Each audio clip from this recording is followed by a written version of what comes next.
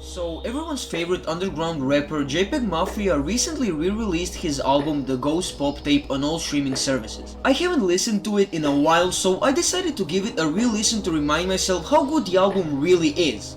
Spoiler alert, it's really good.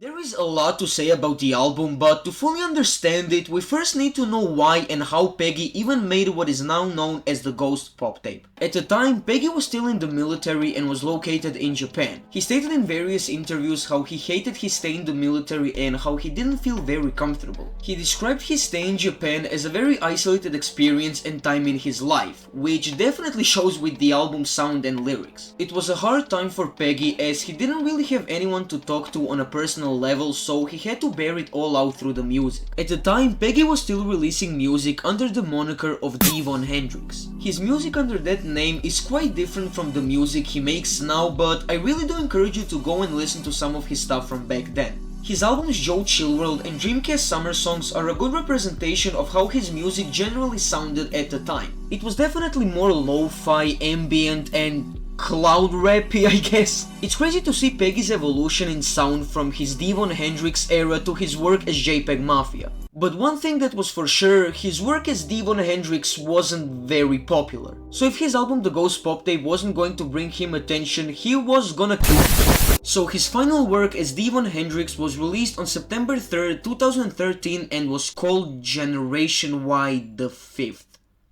But this video is about the Ghost Pop. Yeah, when the album was first released and was under a different name, it had some changes like how the tracklist was different and some songs had different mixes. I guess Peggy wanted to change some things on the album, so he released it once again on the 22nd of October 2013 on his 24th birthday. And the world was finally introduced to the Ghost Pop Tape. Alongside the release of the album, there was also a movie with the same name. You can still find the movie on sites like Reddit, YouTube, Xvideos and Internet Archive. The movie was entirely made by Peggy and it's a strange one. The Ghost Pop Tape movie is a 1 hour and 5 minute watch that is strange, to say the least. It serves as like a companion piece to go along with the album, and I guess it succeeds with that. Listen, I'm not gonna beat around the bush anymore. It's basically a film that consists of clips from random pornos, animes, video games, and some footage that Peggy recorded himself. It has a real lo-fi aesthetic to it, and a lot of the footage in the film is absolutely covered in filters and effects, so half the time you aren't even sure what you're looking at.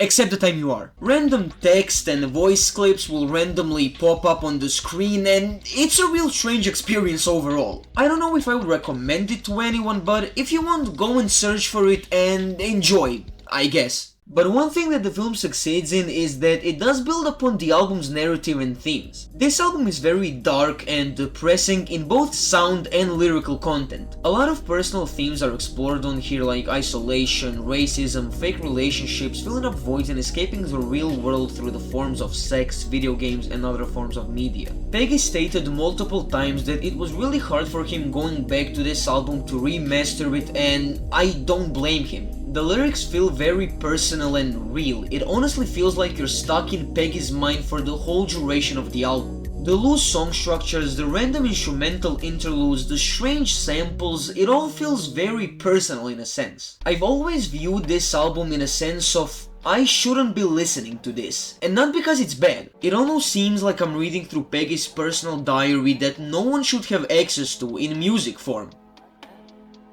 Oh yeah, I should finally talk about the music, huh? The sound of the record is a tricky one. Peggy mixes so many genres and production styles that it's hard to pinpoint a single genre for this thing. I guess this album is a mix of alternative R&B, ambient, electronic, experimental, lo-fi, cloud rap, and vaporwave, to name a few. I could honestly sit here for hours and hours explaining you the sound of this album, and I still don't think I would give it any justice. The odd sample work, production techniques, and vocal mixes are so one of a kind on this record. The first track, Ballad of a Poor Man, is honestly just a perfect intro for the album. It opens up with Peggy texting someone on his phone. Some other sounds can be heard in the background like arguing, I think drill noises, whistling, and the sound of a gun being reloaded. Once the other instrumental finally starts playing, Peggy also starts singing the chorus of the song. The whole song depicts Peggy as this hopeless character. In the intro and through the chorus, Peggy is directly talking to what I can only assume is his love partner. He doesn't care for his well-being anymore because he hit rock bottom. He's constantly in this cycle and is going nowhere with his life. I love the second verse in this song because of how vulnerable and real Peggy gets. He wants to end it all but is too scared to actually do it. He knows that by ending it all he will end the cycle he's currently in, but he's too scared and doesn't have the courage to do it, and by that he stays in the cycle. The end of the song is pretty similar to the intro, but this time he samples Britney Spears' Baby Hit Me One More Time. Give me a sign.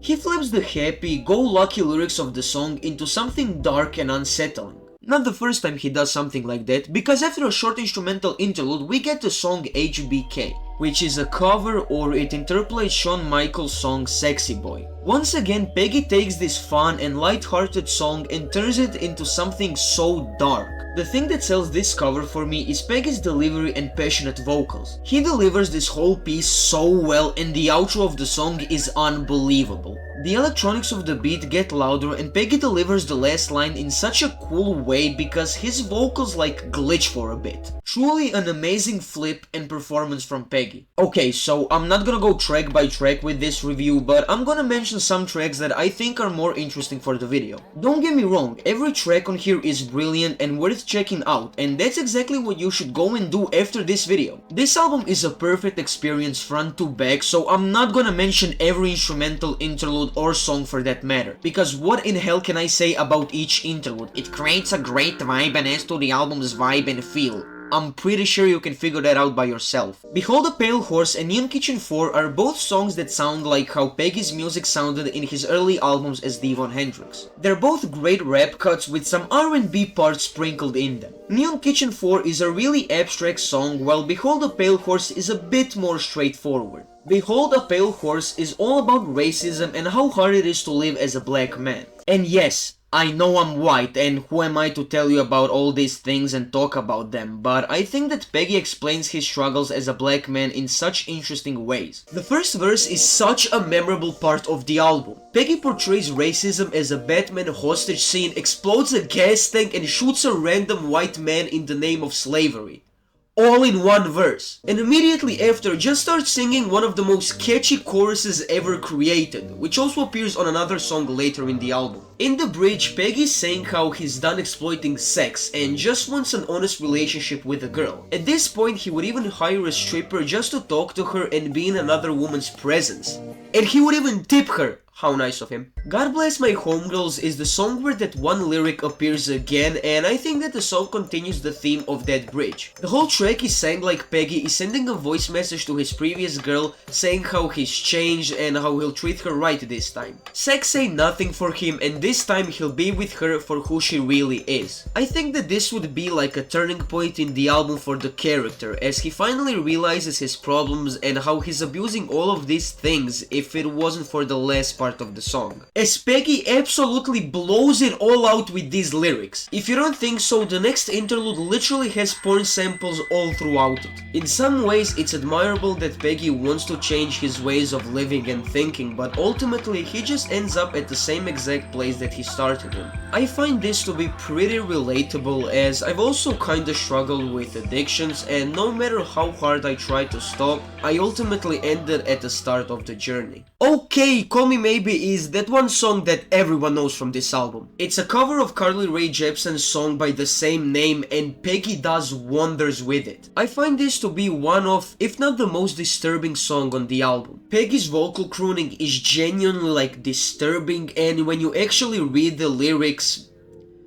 Unnerving is the word I would use to describe the way it makes me feel. It kinda reminds me of the intro track with all the background noises going on. Throughout the whole song you can hear a wrestling match in the background, and at some points you can also hear text messages, typing and water running. It's perfect world building and one of the best covers I've ever heard. The only lyrics that aren't from the original song are these, and I really like their inclusion. They further depict Peggy as this broken man that is just absorbed in his addiction with porn and sex. Around the 3-minute and 10-second mark, Peggy stops singing the song. He only whistles the melody of the track, and shortly after, he's gone. The only thing left is the electronic instrumental and the growing sound of the wrestling match that we were hearing throughout the whole song. This is one of the best moments on the album for me, and is genuinely scary and bone-chilling.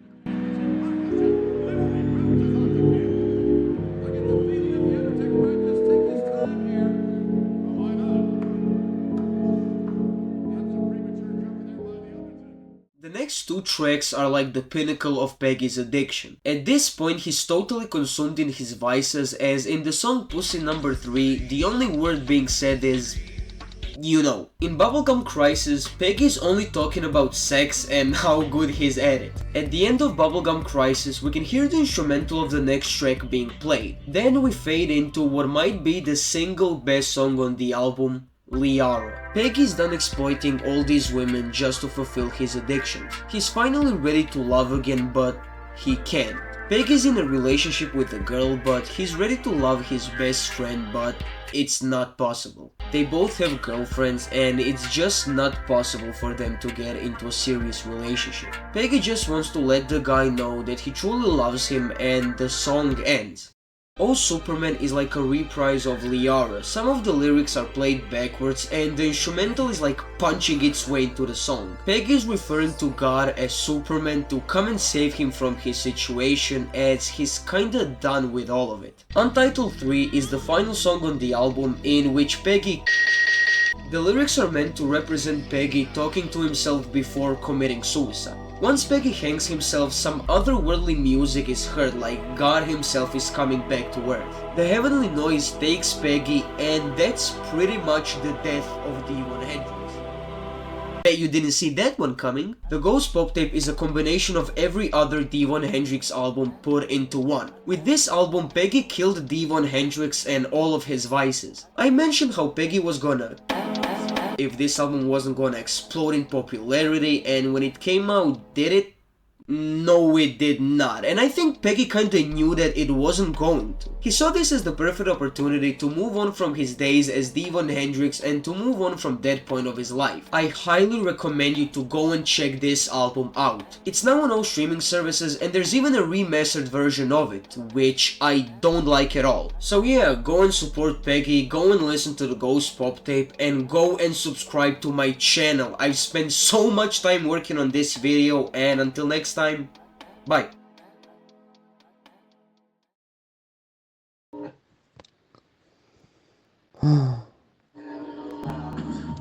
You know I'm going round in circles, baby.